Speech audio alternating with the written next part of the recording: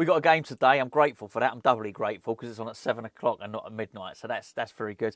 I'll have my last say on Callum Wilson, and then I'm going to leave it. I said everything there was to say in yesterday's video, really. So it's pointless me talking of being miserable all the time and talking about how disappointed I am. I felt he's a West Ham player now, and I felt really sorry for the media department because he's done all that. He's got the kit and he's done all this stuff, done his social media presentation. And they would have known, the media team at West Ham would have known this was going to be an unpopular move. Somehow they got to put a little snippet together and put it out there. So yeah, so that's done. What I would say is I think this puts immense pressure now on the remainder of the transfer window. What I said yesterday was a bit of a throwaway comment, but the more I thought about it, I think it's. The signings are getting worse, aren't they? But it's just the way it's sort of unfolded. So realistically, if you look at the two bookends of what's happened, we've lost Mohamed Kudus and we've got Callum Wilson. Massive oversimplification, of course, of what's actually happened.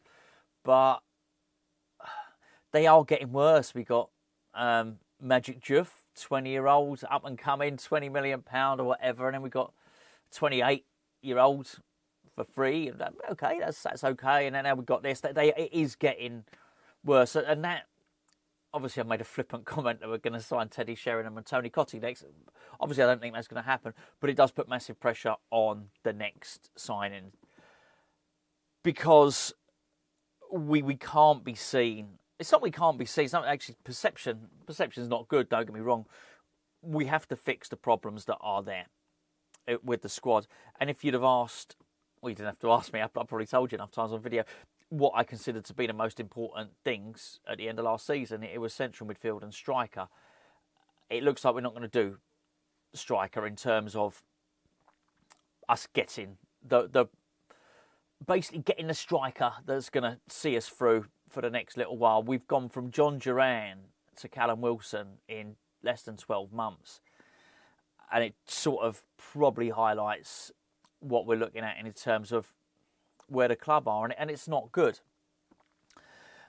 And it's also, I was talking about it with the goalkeeper, and a few people have said that John Victor, the Botafogo goalkeeper, is a good keeper. If he is, you know what, fair enough. But he's still 29, you know. I think one of the reasons I was pleased about us getting, I think particularly Suzuki, because he has the really high ceiling. He has the potential to be world class. And it almost goes back to Phil Parkes many years ago when West Ham broke the world record for a goalkeeper. We got an opportunity to sort our goalkeeping part out for years to come. I mean, just the sort of thing we don't do. What a brilliant thing that would be to do. I guess in many respects what we did with Jarrod Bowen. Were we to know Jarrod Bowen was going to be as good as he is?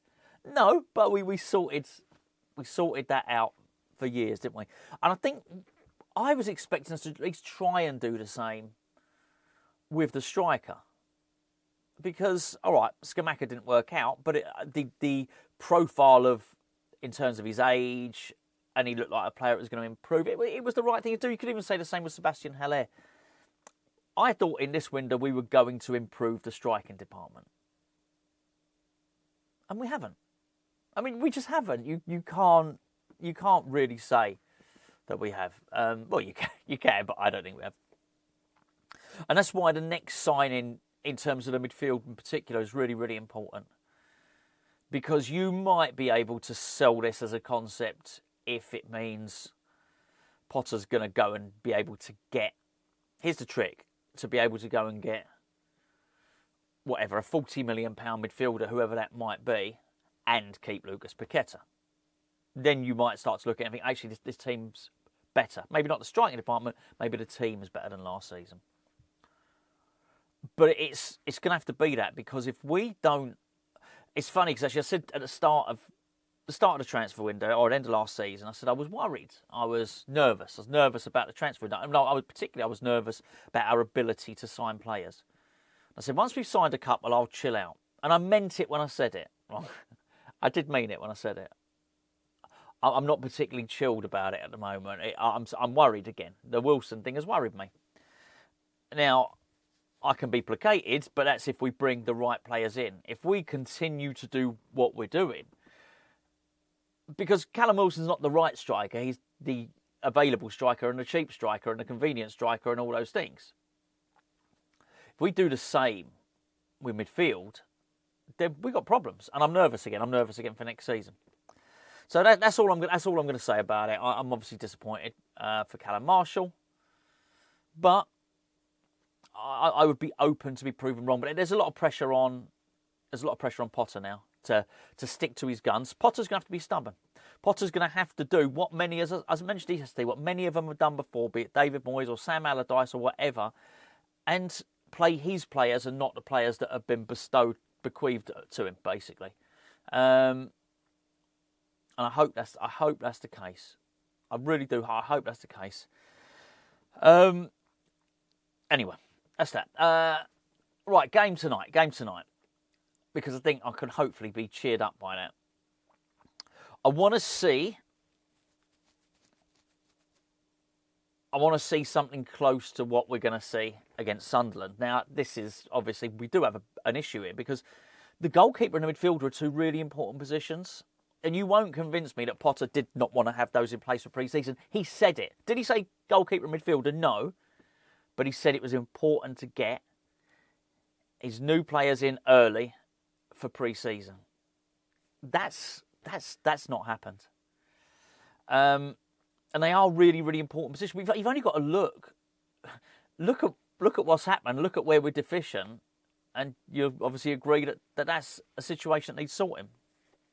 So even though that's not going to be the case, we need to do as best as we can. And I want to see as many of the players that are going to feature against Sunderland playing in this game, and probably starting in this game, and probably, you would hope, getting 60 minutes. This is our penultimate, I think it is our penultimate pre-season friendly. Maybe, just maybe, we'll have a closed doors one like we did with Ipswich, you don't know. But now's the time to start seeing a little bit more. It's going to be tough, because Bournemouth are fast. The Bournemouth, in many respects, are what I would love us to be. And this is another problem. So I've got to try, because I'll keep going back to Wilson. But it's not just his fault. One of the worst areas that we're slow is up front and in central midfield. That's not been rectified yet. I understand there's probably going to be more pace on the wings this time. Great. That's good. I think having a Gerd there brings us more pace. That does as well. The team is probably going to be a little bit faster. Like, it's probably going to be a little bit younger. But it's not going to be a lot. And I still think they need to be addressed. But I want to see a bit more of Diouf. I definitely want to see more of Guilherme. Definitely want to see more of Freddie Potts. Definitely want to see more of Callum Marshall. But I also want the big hitters to be in there. I want to see Wan-Bissaka. I want to see Paquetá. I want to see Bowen. Want to see some more of Füllkrug as well. You get what I'm saying? I want to see this blend. I want to see it right. I was really impressed with the step up that I thought was quite evident from Todibo and a Gerd. I've not been impressed with Todibo at all. But that looked better against Everton. I know they're not the best team in the world, Everton. And Bournemouth will definitely pose us more problems. But, actually, we did all right against Bournemouth last season, to be fair, didn't we? But I want to see more. I really do.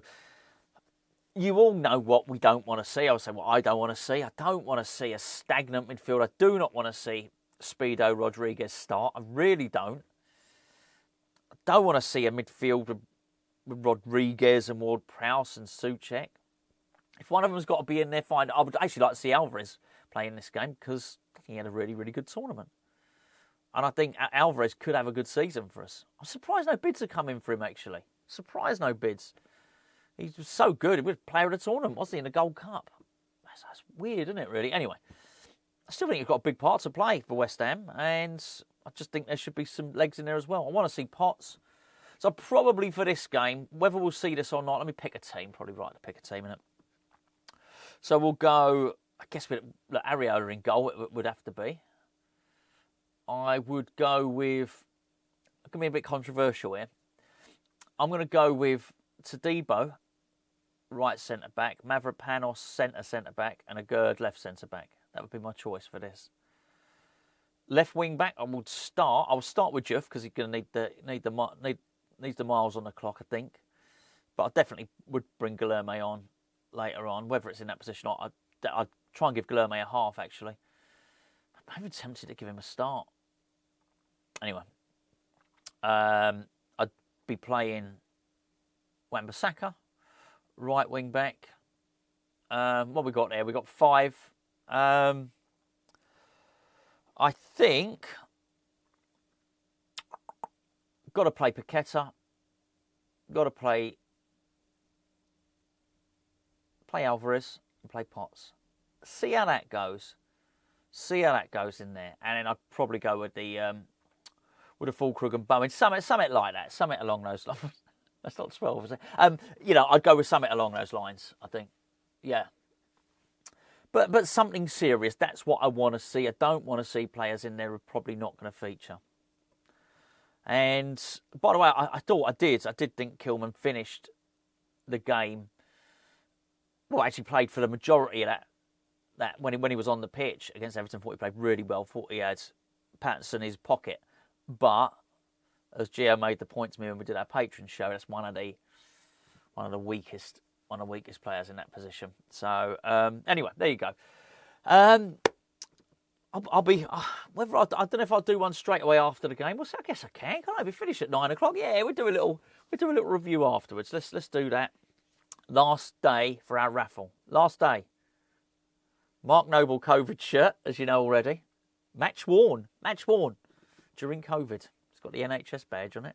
Mark Noble signed shirt from the last season at Upton Park.